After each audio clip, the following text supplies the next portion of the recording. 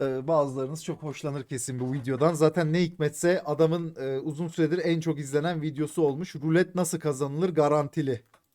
Buyurun abi, Evrim Ağacı. Veli Mastik, Vega Mutlu Revit Ozulus. poliste olmaz Eyvallah, ya teşekkür ediyorum.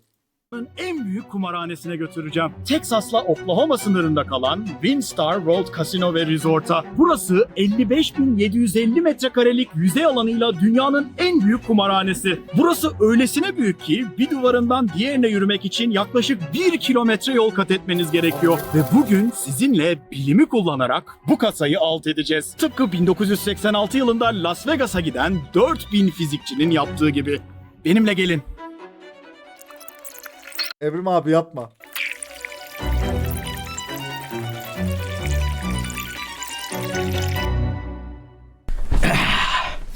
Tabii ki en başından Kazanmış.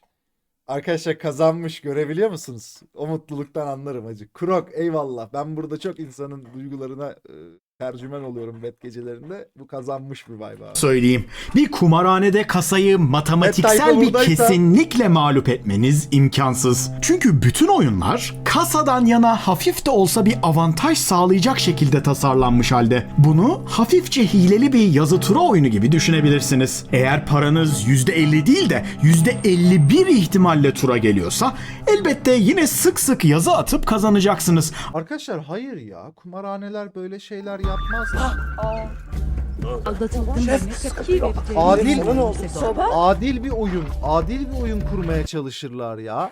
Ama yeterince uzun oynadığınızda oyun yazıdan çok tura gelecek şekilde tasarlandığı için Expo, istatistiki olarak illaki kaybedeceksiniz. Yani illa oynayacaksanız bir kumarhaneyi Kesinize yenmenin bereket aslında tek yolu hasbelkader öne geçmeyi başardığınız anda İskender oyunu kebap. terk etmek. Eğer oynamaya devam ederseniz mutlaka bir noktada kaybedeceksiniz. Çünkü kumarhanenin size verdiği o ufacık dezavantaj Bu arada bu bizim bet gecelerimiz için geçerli değildir. Gecenin sonuna kadar gönül rahatlığıyla oynayabilirsiniz. Her zaman eşit derecede kazanıp kazanmama şansınız var. Saygılar. uzun vadede birikerek büyük kayıplara neden olacak. İşte ufak ihtimallerin bile yeterince çok sayıda deneme sonucunda olmuş ki? illaki gelmek veya birikmek zorunda olmasına büyük sayılar yasası diyoruz. Ki bu sadece bir kişinin şansı için değil, şu anda bu kasinoda bulunan binlerce kişinin kazanç kayıp dinamikleri için de geçerli. Bugün burada olan kişilerin bazıları elbette kazanacak ama bütün oyunlar kasadan yana manipüle edilmiş olduğu için gün içinde kumar oynayanların toplam kaybı toplam kazancından Biri her helal. zaman Eyvallah daha yüksek yavrum, sağ olacak. olasın. Mesela bugün burada 10.000 kişi varsa ve bunlar ortalamada $1000 bile harcasa %2'lik ufacık bir kasa avantajı bile kumarhanenin sırf bugün $200.000 kar etmesini sağlayacak. Kazananlar arkadaşlarına kazançlarını ballandıra anlatacaklar. Kaybedenlerse bundan pek bahsetmeyecekler. Çünkü ne bekliyordunuz ki? Kim kumarhane zengini olmuş? İşte bu asimetrik reklam daha da çok kişiyi kumarhanelere çekecek ve onların %1 kadarı kumar Bak çete de geliyor amına koyayım arada bir tane. Böyle İddiadan şöyle koydum çocuğu. Böyle soktum çıkarttım falan. Arkadaşlar kumarın asıl kaybedeni kazananıdır. Bakın bilge sözcükler sunuyorum size. Anlayana inanılmaz büyük mesajlar var. Satanist Tavşan 25 adet abonelik. Çok teşekkür ediyorum. Yat çekmiş çocuklar. Yat partisi var, oraya gideriz. Satanist Tavşan eşliğinde. Kolay gelsin. bağımlısı olup hayatlarını uçurumdan aşağı sürükleyecekler. Dolayısıyla Ay, burada iyi güle yani. oynaya bilim konuşacağız Bak ama ses, eyvallah. burada hiç de şakası olmayan bir sistemden bahsediyoruz. Tüm bu şaşasına, eğlenceli doğasına ve ihtişamına rağmen son derece sinsi bir canavar kumar. Öyle ve oğlum ya. kumarhaneler de masum değiller. Abi Sizi oğlum bu amına binanın koyayım. içinde daha uzun süre tutmak ve para kaybetme ihtimalinizi arttırmak için ellerinden geleni artlarına koymayacaklar. Mesela dikkat edin, bir kumarhanede asla saat veya pencere göremezsiniz. Her tarafı kapalı bir kutudur. Çünkü bu sayede saatin nasıl geçtiğini anlayamazsınız. Ayrıca Windstar'da Vay olduğu amına gibi koyayım. kumarhaneler genelde Hiç bir hayatımda hiç kumarhane görmedim. Harbi böyleyse çok korkunç. Zaten devamlı işte psikolojini oynayacak rengarenk oyunlar. İşte kıçın sesler. Böyle devamlı sinsi sinsi sızmalar. Tabii ya. labirent gibi Hiç arkadaşlar kumarhane görmüş olanınız var mı? merak etmeyin. Savcıyı bu yayından uzak tutacağım şimdi. Hiç merak etmeyin. Güvenle bahsedebilirsiniz. Satanist tavşancım teşekkür ediyorum. Güzel lüks bir yata çıktık arkadaşlar. Partiye bekleriz. Kesene bereket yavrum. Sağ Görme olasın. abi boş ver nereden bildiğimi sorma. Harbi. Yani böyle mi bahsedildiği gibi mi gerçekten? Hani seni hapis mi etmeye çalışıyorlar bir nevi? Gördüm ta 5'te. Scroll eyvallah. Videonun sesi çok kısarız oğlum sakin.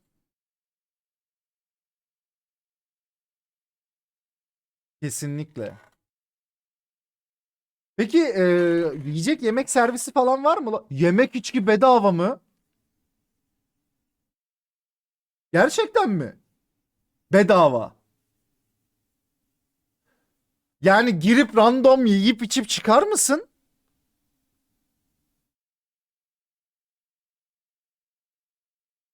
Abi iddiadan bir koymuşum var ya.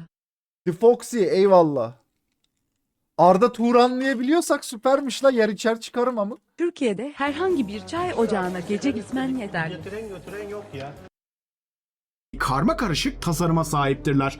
Böylece nereden girip nereden çıktığınızı da anlayamazsınız. Ve bu kafa karışıklığı sırasında hoşunuza gidebilecek bir diğer oyuna rastlayıp ona yapışma şansınız artar. Bence arkadaşlar kumar oyunları pek de eğlenceli değil la. Oo arkadaşlar bir şey diyeceğim. Savaş gemisine doğru gidiyoruz Satanist Tavşan'la. 75 abonelik vermiş. Kesesine bereket. Çok teşekkür ederim. Eyvallah yavrum. Akdeniz'e açılacağız. Mavi vatanı kuracağız. Eyvallah. Ya bence oyunları zevkli değil. Bak 21'de niyeyse bir beni ya kolay diye herhalde hoşuma giden bir oyun tarzı var. Belki ya kart oyunları daha zevkli olabilir ama bu slot mulot amına koyayım yani ekrana bakma oyunları be abi. Tabii ki bütün kasinolarda sürekli bir ışık ve ses gürültüsü vardır. Bir yerlerde ding ding ding ding ding ding ding gibi sesleri sürekli duyarsınız. Ceylan Kimse Wise, kazanmıyor eyvallah olsa yavrum. bile bu da Bakus, dikkatinizi teşekkür zaman ederim. algısı gibi diğer uyaranlardan dağıtır ve birileri burada çok para kazanıyor hissini uyandırır. Birçok kumarhanede oynadığınız süre zarfı boyunca yiyecek ve içecek servisi ücretsiz olarak Hadi yapılır. buyurun. Böylece kaybettiğinizin karşılığını alıyorsunuz sanarsınız. Halbuki tıksırana kadar da içseniz almıyorsunuz. Daha fenası az önce de dediğim gibi kumarhanenin avantajı öyle %30-40 düzeyinde değil. Sadece %2 civarında olduğu için birçok oyun ucu ucuna kazanmayı kaçıracağınız şekilde tasarlanmış haldedir. Bu da La bir Satanist Tavşan 100 abonelik. Arkadaşlar Pasifik'te savaş gemimiz oldu. Teşekkür ediyorum tavşana. Kesesine bereket. sonraki el mutlaka kazanacağım hissi yaratıp sizi oyunda daha uzun süre Anne! tutar. Ayrıca bu oyunlar hep belli ve basit kararlar Bu alacak arada %2 değildir la. Daha fazladır oğlum. Ben diyorum abi %75 kasa öndedir. Böyle %2 mi olur? yanlış şekilde tasarlanmıştır. Mesela rulette hangi sayıları oynayacağınız veya blackjack veya 21 oyununda bir kart daha isteyip istemeyeceğiniz gibi şeyler konusunda minik kararlar verirsiniz. Bu da sizin sanki kontrol elinizdeymiş gibi sanmanıza neden olur. Halbuki değil. Ayrıca kumarhanelerde nakit yerine çip denen plastik paralar kullanıldığı için Asgari ücretin tam olarak 1.500 harcadığınız parayı da arasında kestirmekte bandında olduğu zorlanırsınız. zamanlar 20 Kaybettiğiniz liralık parada plastik sanki kuponuyla 2000 lira çıkardım çatır çatır. Yedim kupon iyidir genç kardeşlerim. Ya kardeşim kumarın bak kazanmışsın bir tane bala götü yarın öbür gün kazanıyorum zaten ben iyiyim diye gidersin bir seni sonra dersin ki ben sikildiğimi kurtarmam lazım o yüzden biraz daha oynamalıyım sonra Serdar Ortaç gibi 15 sene boyunca bedava konser verecek hale gelirsin ya. para değilmiş gibi gelir ve bu da size daha çok harcatır. Bunlar ve çok daha fazlası aşırı akıllıca planlanmış psikolojik taktiklerden ibaretler. Ozancan, Bana eyvallah, kanmayın teşekkür ama ederim biz yavrum. bugün sizinle tüm bunlara rağmen kasayı alt edeceğiz. Bunun için çok spesifik oyunlarda çok spesifik hamleler yapmamız gerekiyor. Eğer Casino Royale, 21 veya Runner gibi filmleri izlediyseniz kart Runner, saymanın Runner. bir yöntem olduğunu mutlaka duymuşsunuzdur. Ama o filmlerde de bazen anlatıldığı gibi kumarhaneler aptal değiller. Bir dakika kart saymak yasak mı ki birader? Ne var abi? Birazcık matematik bilen 3-5 zibidiye para kaybedecek hiç değiller. Genellikle Niye yasak abi? Bir dakika nasıl yasaklıyorsun ki? Adamın beynine nasıl müdahale edebilirsin ki? saymayı imkansızlaştırmak adına Nasıl lan? oyunlarda bir deste değil 4 ila 8 deste kullanılıyor. Kartlar her elden sonra bir makine tarafından kusursuz bir şekilde karıştırılıyor. Krupiyerler kesilen kartları destenin daha orta kısımlarına koyacak şekilde eğitiliyorlar ki saymak daha da zorlaşsın. Ve tabii ki kumarhanenin her yerine yerleştirilmiş binlerce kamerayla her hareketiniz izleniyor. Kart saymak aslında yasa dışı değil ama bir Nerede işletmenin bir oynayacağız kişiyi abi? kumarhaneden kovması, hatta onları yasaklaması da illegal değil. Ağzınız burnunuz dağılana kadar dövmeleri aslında illegal. Ama kime gidip de derdinizi anlatacaksınız? Ama biz kart saymayacağız. Rulet oynayacağız. Çünkü rulet çok daha Ruleti. basit bir oyun. Hiçbir yetenek gerektirmeyen saf bir şans oyunu. 18'i kırmızı, 18'i siyah Babacım, olarak 11. işaretlenmiş ayımız 36 kutlu. sayıdan Şöyle oluşan bir zamansızdan masa var. devam. Siz bu sayılar üzerine bahse giriyorsunuz. Mesela diyelim 17 sayısına 5 dolar koyuyorsunuz. Veya isterseniz 17'ye 5 dolar, 3 sayısına 10 dolar koyuyorsunuz. Diğer kombinasyonları da birazdan anlatacağım. Ama özetle paranızı masa üzerine istediğiniz gibi dağıtabiliyorsunuz. Sonrasında meşhur Oğlum Kurtlar Vadisi'nde Çakır'ın şeyi ütmeye çalışan elemanları hatırlıyor musunuz? Kumarhaneyi. Onlar yapıyordu rulette ilamık. rulet tekerleği döndürülüyor ve Sonra Çakır tabii kafasını patlatıyordu bir tanesinin. Baba be. bir top fırlatılıyor. O top tekerlek üzerinde hangi sayıda durursa o sayıya bahis oynayanlar kazanıyorlar, diğerleri ise kaybediyorlar. Olay özünde Satanist bundan tavşan. ibaret. Ama Abi, bir rulet Aircraft masasını Carrier'a biraz gidiyoruz. daha dikkatlice incelerseniz işin içinde Mesele biraz daha bereket fazlası baba. olduğunu görebilirsiniz. Mesela rulet tekerleğinde ve masanın sol tarafında yeşil renkteki sıfırları görüyorsunuz. İşte onlar rulette kumarhanenin ihtimalleri kendinden yana büyükmesini sağlayan şeyler. Buna geleceğiz. Ama rulette illa tek bir sayıyı oynamanız şart değil. Mesela 11 ile 14 arasındaki çizginin üzerine paranızı koyarsanız 11'de 14'te gelirse kazanıyorsunuz. O ne la? 4 sayının tam ortasına koyarsanız o 4 sayıdan herhangi biri gelirse kazanıyorsunuz. Bu ne Eğer oğlum? bir sütunun altına koyarsanız o sütundaki 3 sayıdan herhangi biri gelirse kazanıyorsunuz. Eğer en sağdaki 1'e 2 denen kısımlara koyarsanız o satırdaki herhangi bir sayı gelirse kazanıyorsunuz. Alttaki 12'li gruplara koyarsanız üstlerindeki 12 sayıdan herhangi biri gelirse Ne yani bunu yapmak mesela bunu yapmak ama karsız bir şeydir değil mi? Yani spamlasam da bunu karsızdır herhalde. kazanıyorsunuz. Tek Ha, anladım çiftten anladım. mesela Oranı düşüyor ama herhalde karın olmuyordu. Neyse adam anlatıyor da abi ben işte bu anlık sohbetle izlemeyi seviyorum oğlum. İzleyip öğrenmeyi değil la. çifte koyarsanız çift bir sayı gelirse kazanıyorsunuz. Aynı şey kırmızı ve siyahta da geçerli. 1-18 arası veya 19-36 arası bir Max kaç tane koyabiliyordun? sayıyı oynadığınızda da. Ama dikkat edecek olursanız saydığım bu farklı bahis kombinasyonları eşit kazanma şansına sahip değil. Ve bu farklı ihtimaller İstediğin kazanmanız halinde ne kadar para kazanacağınızı belirliyor. Mesela masada sıfırlar hariç 36 tane sayı olduğu için herhangi bir tekil sayıyı oynarsanız kazanma ihtimaliniz de 36'da 1. Ve dolayısıyla bahis oynadığınız sayı gerçekten gelirse koyduğunuz paranın 36 katını alıyorsunuz. Tabii. Bir birim koyduysanız 36 birim kazanıyorsunuz. Yani karınız 36 eksi 1'den 35 birim oluyor. Ama işte sorun şu ki masada 36 sayı yok. 2 tane de sıfırlı sayı var. Dolayısıyla toplamda 38 sayı var. Ve işte sırf bu sıfırlar nedeniyle herhangi bir sayıya Şu an taktik öğrenmiyorsunuz değil mi arkadaşlar? Ben de zaten hani videonun konusunu ve haleti ruhiyesini tamamen iyi kavrayabilmek adına bu kadar takip ediyorum.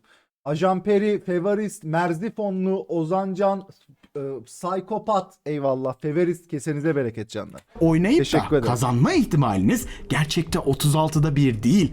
Ondan %5.6 daha az olan 38'de 1. Buna karşılık sayıyı bildiğinizde size ödenen para 38'de 1'in karşılığı olmasını beklediğiniz 38 kat değil. Hala 36 kat. Yeşile de oynasanız ve tuttursanız yine 36 kat para alıyorsunuz. 38 değil. İşte bu %5'lik ufacık fark kumarhanenin her oyunda %5 daha avantajlı olmasına neden oluyor. Ve o sıfırlar çifte sayılmadıkları için, kırmızı siyaha da dahil olmadıkları için, 1 ila 36 arasında da sayılmadıkları için için, herhangi bir Ekrana satır yok, veya otorlar sütuna da gibi dahil yayınlar, olmadıkları koşun. için rulet masasındaki tüm kombinasyonları kumarhaneden yana avantajlı hale getiriyorlar. O nedenle de kasa Chat 21'de nasıl sikiyorlar? uzun vadede her zaman kazanıyor. Ama yine de şanslıysanız kazanabilirsiniz, öyle değil mi? Diğer kombinasyonlardaki kazanç oranlarında bu sıfırların Can biz varlığını hocaya göz ardı aslan ederek devam. hesaplayabilirsiniz. Mesela kırmızı siyahtan birini Eyvallah, oynarsanız satanist. %50 ihtimalle kırmızı veya siyah geleceği için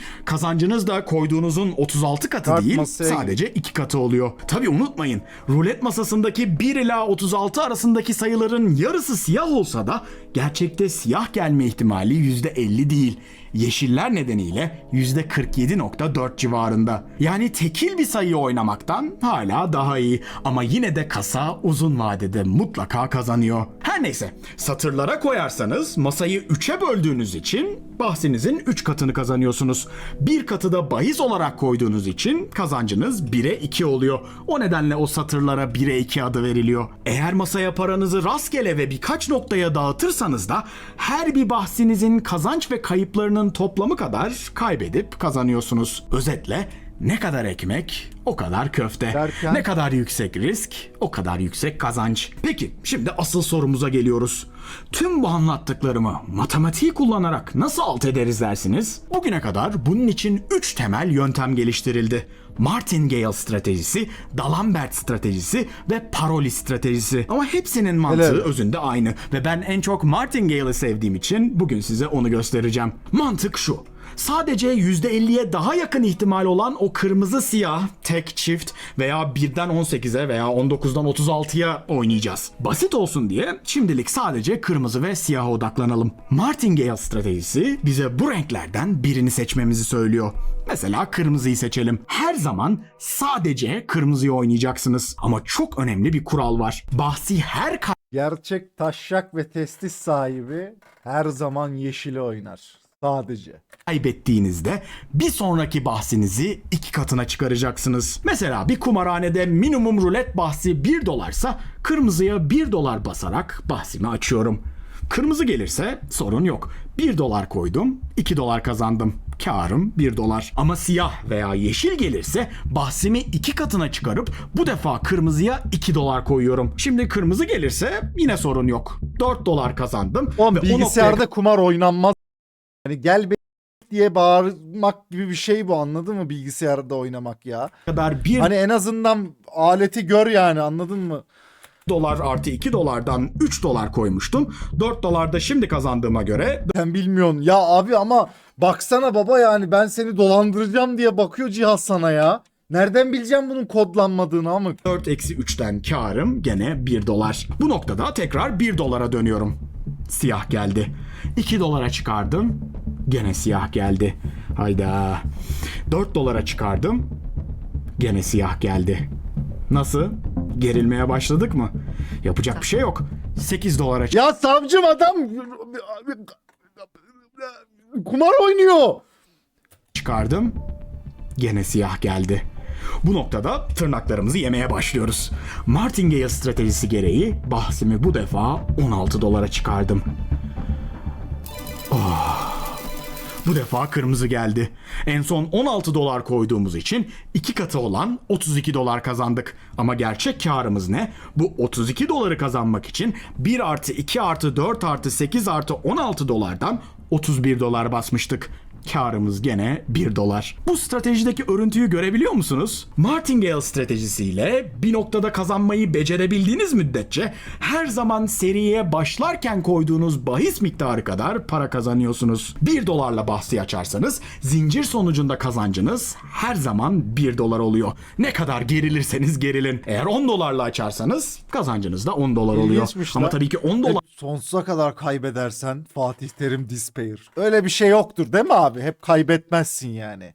dolarla açtığınız O sırada Serdar Ortaç 27. bedava konserini kumar borcunu ödemek için verirken da 2 kata çıkarma size çok daha hızlı Abi koymaya tamam. başlayacak. Beklese. 10, 20, 40, 80, 160 diye gidecek. O Japon kadar Nuri, paranız hoş var mı? geldin. Ama Kesene bilin ki bu strateji eğer ki rulet masası adilse size er ya da geç kazandıracak. Bu matematiksel bir zorunluluk. Ama tabii ki burada Hakkı, iki büyük eyvallah. problem var. İlki eski bir evrim ağacı videosunda Uğur'un bize anlattığı gibi ikiye katlanma eksponansiyel bir artış. Yani giderek hızlanıyor. Başta çok problem yok. 1 dolar, 2 dolar, 4 dolar, 8 dolar, 16 dolar falan ama üst üste siyah gelmeye devam ederse bu defa 32 dolar, 64 dolar, 128 dolar, 256 dolar, 512 dolar, 1024 dolar diye inanılmaz hızlı büyüyecek. Ki unutmayın, rulet masasındaki her atış bir önceki atıştan tamamen bağımsız. Yani 5 kere siyah geldi diye 6.sında kırmızı gelecek diye bir şey yok. 10 kere de siyah gelebilir, 20 kere de, 30 kere de. Mesela bir keresinde ben Vegas'ta 23 kez üst üste siyah geldiğini kendi gözlerimle görmüştüm. Oluyor. İstatistik böyle bir şey. Dolayısıyla cebinizdeki paranın analizini doğru yapıp bir noktada bahis zincirini kırmaya karar vermeniz ve o kaybı kabullenmeniz lazım. Mesela ben o az önceki zincirde 16 doları basmadan çıksaydım 1 artı 2 artı 4 artı 8 dolardan 15 doları kaybetmeyi göze almış olacaktım. Sonra yine 1 dolar 1 dolar o 15 doları da geri kazanmam gerekecekti. Forrester, eyvallah. Bu bir saat sürse Sayuki, hoş kumarhane geldiniz. beni o şimdi kazanacağım mantığıyla saatlerce oyunda tutacaktı. Kazanacak Ve o değil mi süreçte abi? muhtemelen daha da çok kaybedip Merhaba, ben Bilgehan Demir. Sizlere bazı uyarılarım var. Yapmayın. Arkadaşlar yapmayın bak. Yapıyorsanız da bence şey gibi girmek lazım ya. Baba işte atıyorum 1000 dolarla oynuyorum ben. Ben bu parayı kaybetmeye geldim. Başka türlü bu psikolojiyi kaldıramazsın bence ya. Yani kazanacağım ben bunu katlayacağım diye gittin mi elbet var be abi. diyecektim. İşin hilesi bu işte. İkinci problem yine kumarhaneler aptal değiller. Kumar masalarında minimum bahis olmasının nedenini anlamak zor değil. 1 sentle falan oynansın istemiyorlar tabi. 25 sent, 1 dolar, 5 dolar gibi alt limitler oluyor. Ama kumar masalarında bir de maksimum bahis var. Bu da işte bu tür stratejilerin önüne geçmek veya tek bir şanslı ben bu kişinin kumarhanelerinde 500 bin dolar basıp da oynatanlarında, atıyorum oynayanlarında 500 anasını milyon dolar bacısını kazanıp saygı ve kumarhaneyi sevgiyle batırmasına anıyorum. engel olmak için. ICS Mesela eyvallah. Altap tayfa. Senin ananı, bacını saygı, sevgi, hürmet ve tüm güzelliklerle anıyorum kardeşim. Senin ananın güzel ellerinden öpeyim. Senin gibi çok güzel, hayırlı evlat yetiştir. Benim de chatime nail eyle. Teşekkür ediyorum. Enes'cim teşekkürler yavrum. Kesene bereket. rulette maksimum bahis 5000 dolarsa Hanım, 27 Martingale Nerede, eyvallah stratejimizde 13. bahsinizde 4096 dolar, 14. bahsinizde 8192 dolar koymanız gerekecek ve sınırı aşacaksınız. Bu sınıra ulaştığınız andaki kaybınız 8191 dolar olacak. Tekrar soruyorum.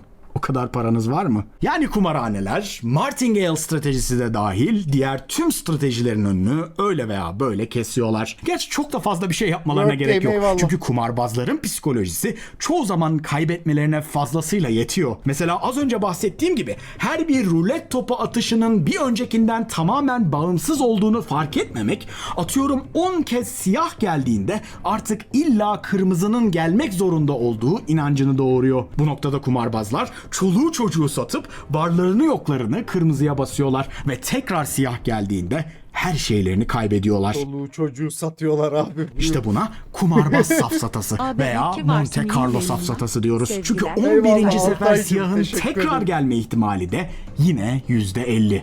Veya işte yeşiller nedeniyle %47 civarında. Ama burada içinizi gıdıklayan bir sorun olduğunu fark etmiş olabilirsiniz. Sonsuza kadar da siyah gelemez yani, öyle değil mi? Yani bir düşünün, 12 saat boyunca bir rulet masasını izliyorsunuz. Toplamda atıyorum 1000 kez top atılıyor ve 1000'i de siyah geliyor. Gelemez İstatistiki abi. olarak böyle bir şey mümkün mü? Tabii ki. Ama o Gelemez abi. noktada artık bunun istatistik olduğunu mu düşünürsünüz, yoksa masanın hileli olduğunu mu?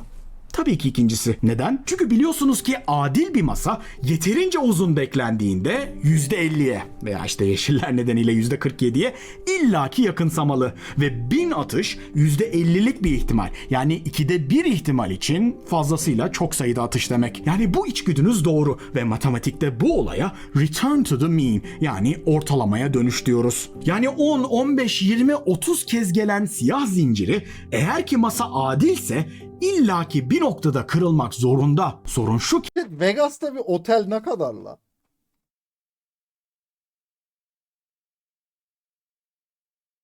Vegas'ta bir akşam kumar oynamanın bütçesi ne yani?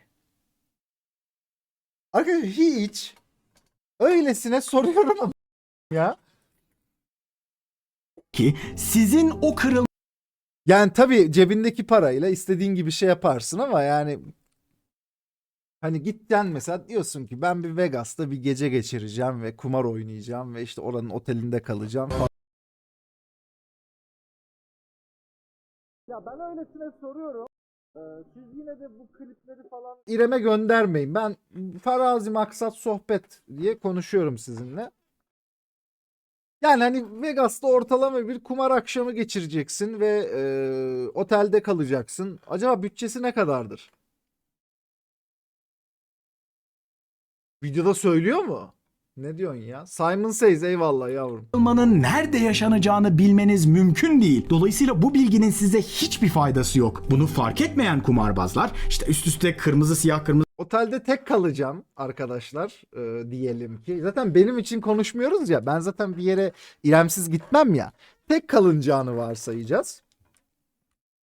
siyah kırmızı siyah diye bir örüntü geldiğinde bahse birazcık ara verip bir zincir oluşmasını bekleyebiliyorlar. Mesela 3-4 tane siyah geldikten sonra kırmızıya basmayı tercih ediyorlar. Aslında bu kazanma ihtimalinizi arttıran bir strateji değil ama öyleymiş gibi hissetmenize neden oluyor. Bilimin bir numaralı kuralı burada yine karşımıza çıkıyor. Nedir abi? Ne yaparsanız yapın ama ne yaparsanız yapın kendinizi kandırmayın. Çünkü kandırabileceğiniz en kolay kişi kendinizsiniz. Ne diyorsun abi? İşte böyle. Anlayacağınız kumarhane her zaman kazanır. Ama her zaman siz kazanarak ayrılsanız bile her kazanan kişi için bir başka kişi çok daha fazlasını kaybetmiş olacak ve kumarhane toplamda yine kazanacak. İyi ama o zaman başta sözünü ettiğim o 4000 fizikçi Las Vegas'a nasıl oldu da en kötü haftasını yaşattı? Çok basit. Oynamadılar. Bakın kumarhanelerin gelgellerinden biri aynı zamanda resort otel olmaları ve otel odalarını çok ucuza hatta Bir gün bazen alt tab tamamen tayfa ücretsiz delirecek olarak işte. O zaman oyunculara Tanrı alt kiralamaları. tab tayfayı değil izleyen tayfayı korusun. Buradan Simon Says hoş geldin yavrum da. Bedava mı? Böylece yine kasinoda daha uzun kalıp daha çok para kaybetmenizi sağlıyorlar. İşte 1986'daki Amerikan Fizik Cemiyeti toplantısı da Las Vegas'taki MGM Grand Hotel'de yapıldığında bölgeye 4000 fizikçi akın etti ve kumarhaneler köşeyi döneceklerini sandılar. Ama o fizikçilerin hepsi burada anlattıklarımı ve çok daha fazlasını çok iyi bildikleri için ve çoğu fizikçi de beş parasız olduğu için normalde Las Vegas'a gelen 4000 kişinin yapacağının aksine neredeyse hiç kumar oynamadılar. Ama buna rağmen otel odalarını çok ucuza işgal ettiler. Bu Las Vegas tarihinde alınmış en berbat kararlardan İyi la iyi. biriydi. Ucuza Özetle gideyim abi o zaman. Oynamayayım amık. Easy. kumarhaneyi bilimsel olarak yenmek istiyorsanız bu konuda var olan tek geçerli bilimsel gerçeği unutmayın. Kumardaki kuşum. en iyi kazanma stratejisi hiç oynamamaktır. Font Bir Dracula sonraki videoda eyvallah görüşmek yavrum üzere. teşekkür ederim. Hoşçakalın. Hoşçakal evrim adam. Evet arkadaşlar ne yapıyormuşuz? Arkadaşlar varı yoğu çoluğu çocuğu satıp kardeşim bankadan da kredi çekip ben ne diyorum zaten hep bu oyunu oynadın mı kendi paranla oynamayacaksın. Bankadan kredi çekeceksin en rahat o. Böyle şeyler yapmayın arkadaşlar. Şaka ve makara bunlar. Oynamayın yani.